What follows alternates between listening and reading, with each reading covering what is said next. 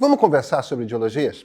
Sabe, eu andei lendo diversos comentários, seja pelas minhas mensagens pessoais, pelos DMs, né? Seja então nas minhas caixas de comentários públicas das redes, com afirmações, questionamentos que sempre batem nesse ponto. Como é que a gente entende o Brasil?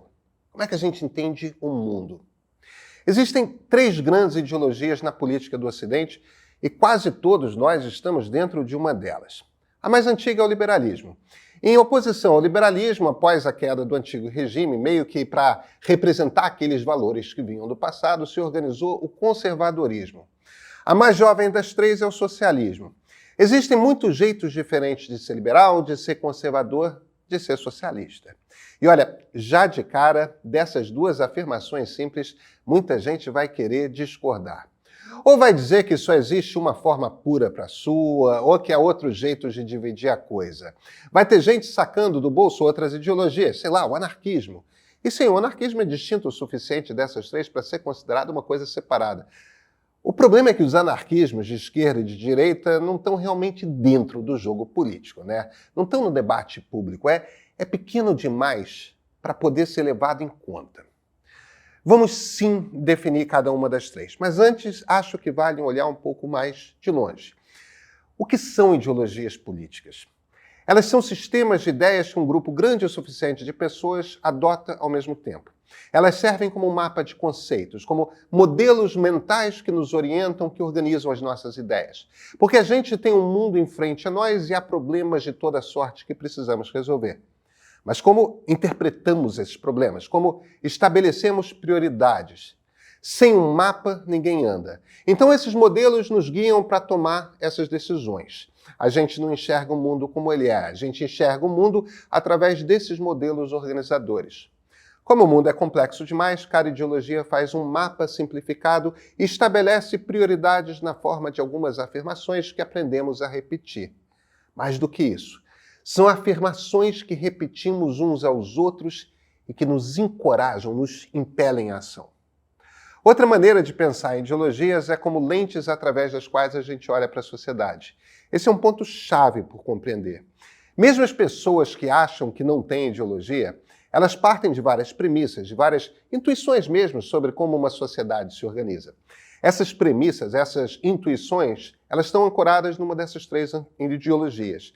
Elas não vêm do nada, essas intuições. Elas vêm do que pensaram algumas centenas de filósofos nos últimos 3 séculos, mesmo quando a gente não sabe dar o nome deles. Sabe aquela coisa que você acha que é óbvio? É algo do qual você parte como pressuposto? É disso que a gente está falando quando pensamos em ideologias. O problema é o seguinte: esses pressupostos contam muito, mesmo que a gente não se dê conta deles.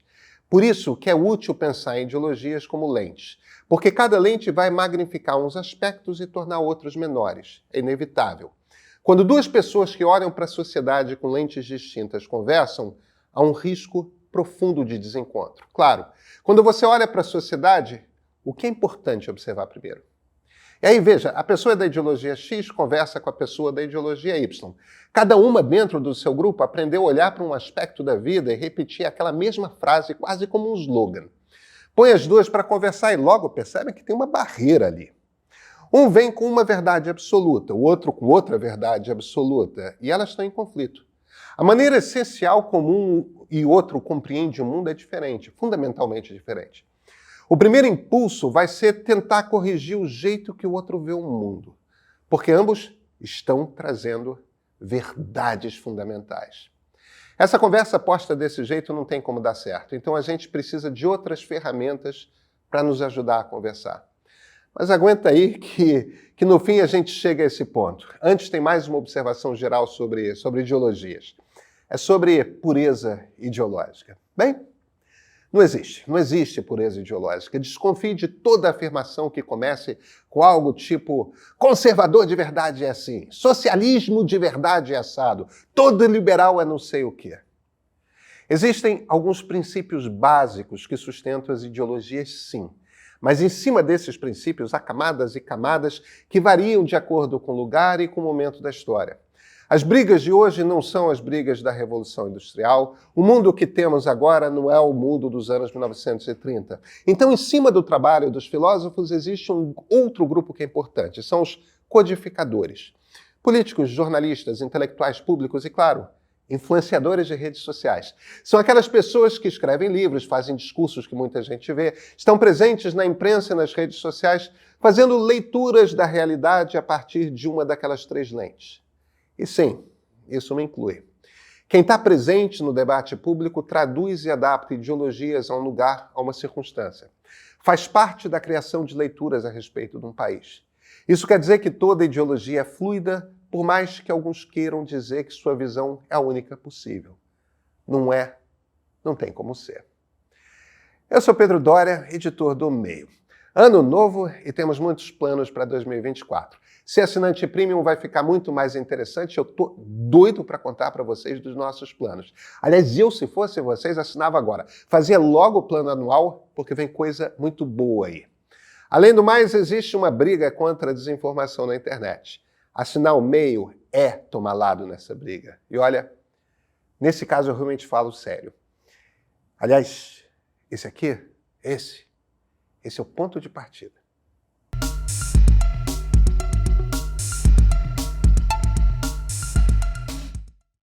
Ideologias, elas partem de uma ideia-força. No centro da visão liberal está a liberdade de a pessoa poder ser quem é. Na do socialismo está a ideia de que existe uma disputa pelos meios usados para a produção de riqueza. Como esses meios têm donos, uma minoria, o resultado é que uns têm muito, outros têm pouco, e isso leva a um conflito permanente dentro da sociedade. No conservadorismo, o que conta é um cuidado profundo com as tradições. É a ideia de que a maneira como a sociedade se organiza, as hierarquias de dentro da sociedade, todos os rituais que a gente faz, eles são dados pela natureza, não devem ser mexidos. A partir daí, qual o elemento fundamental para o qual cada um vai olhar? O liberal vai olhar para a pessoa. A pessoa, cada um de nós individualmente, está no centro de como o liberal compreende o mundo.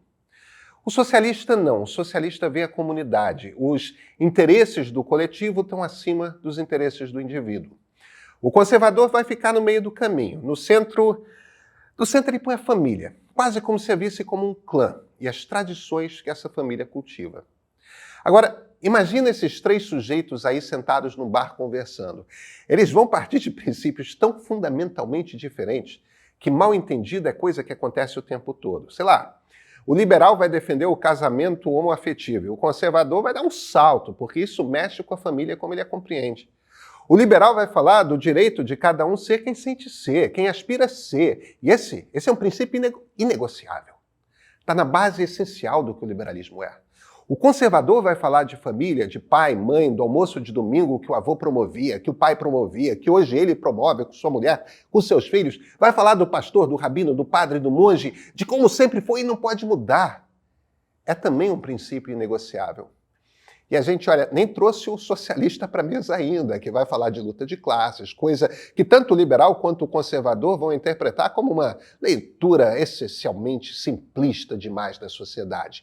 Porque uma classe, antes de tudo, é composta de pessoas, cada uma diferente da outra, com anseios distintos, ou então porque uma classe é fundamentalmente composta por pessoas que têm suas famílias e outras preocupações que veem mudanças rápidas demais da sociedade como um perigo. Cada um desses vai ver um grande problema diferente por resolver. O liberal entende que existe uma comunidade e que nós não somos nada sem esse convívio. Então vai haver tensão entre o que uma única pessoa pode fazer e o impacto que isso terá no coletivo. O liberal entende que um Estado precisa existir para gerenciar esse conflito entre os direitos individuais e os direitos individuais dos outros, assim como os direitos da comunidade. Alguns liberais vão considerar que os direitos da comunidade têm um peso um pouco maior, outros um pouco menor. Todos põem no centro a pessoa, cada um. O debate todo está nesse equilíbrio. O socialista vê como o problema que o Estado precisa resolver o da distribuição de acesso aos meios de produção de riqueza. Social-democratas, que são uma versão bem light dos socialistas, querem resolver isso dentro da democracia. Estão mais preocupados em de repente driblar a coisa distribuindo serviços e recursos pelo Estado. Desenvolvimentistas aqui no Brasil acham que o Estado deve organizar a economia, inclusive as indústrias em serviço da sociedade.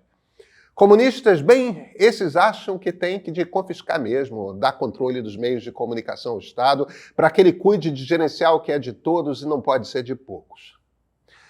O problema que o conservador vê é bastante diferente, tá? Ele tem uma crença, um cientista político britânico de quem gosto muito define assim: o conservador parte da ideia de que há uma hierarquia natural nas relações humanas em que a família ocupa o centro. Essa hierarquia é dada por uma força extra-humana. A Margaret Thatcher, ela vai dizer que é o mercado. O Bispo Macedo vai dizer que é Deus. O importante não é qual a natureza dessa força extra-humana. O importante é que ela não é humana e quando humanos mexem, desorganizam toda a sociedade, põem em risco o equilíbrio natural das coisas como elas são. Então o conservador vai querer usar o Estado para postergar ao máximo mudanças que afetem esse equilíbrio. Uns mais autoritários vão fazer isso de forma impositiva. Os mais moderados vão querer que mude, mas bem devagarinho. Como é que a gente faz então para conversar? Porque olha, as pessoas têm ideologia e a gente precisa conversar. Como é que faz? Tenta convencer o outro a virar casaca? Existe gente que muda de ideologia? Claro que sim. Aconteceu comigo. Faz parte do meu processo pessoal de amadurecimento político num determinado momento da vida. Mas é uma coisa que acontece muito raramente. É um processo íntimo, pessoal, uma transformação interna quase sempre lenta. Não acontece com todo mundo. E num debate de mesa de bar ou de rede social, a chance de ocorrer está ali no limite tendendo a zero. Então, uma conversa que envolva as premissas essenciais da ideologia do outro tem resultado previsível. Vai dar em briga porque ela está mexendo naquilo de mais profundo em que acreditamos. Como contornar? Primeiro, compreendendo que é natural termos ideologias diferentes. Entendendo que é interessante alguém que pensa de forma tão diferente. Que se você olha para o mundo de um jeito muito distinto, para uma lente que ressalte outros pontos, você vai chegar a conclusões às quais eu jamais chegaria. E tem aprendizado nisso. Alguns pressupostos básicos não vão ser compartilhados e tudo bem. A conversa tem como seguir na curiosidade pela visão de mundo do outro. E aí tem um truque, tá? Não precisamos concordar a respeito dos pressupostos básicos de como o mundo se organiza para termos concordância a respeito de políticas públicas. Pois é, esse é o grande insight que faz democracias funcionarem. Como a gente chega a políticas com as quais somos capazes de concordar sem debater a compreensão do mundo. Tem 3 grupos no jogo para formar alianças, não é necessário ter todo mundo. Existem também outras maneiras de compreender ideologias. É assim que eu as entendo, em grande parte graças ao Michael Friedan, aquele cientista político britânico do qual falei. Se você compreende de outro jeito, que bom, conta aí. Vamos conversar.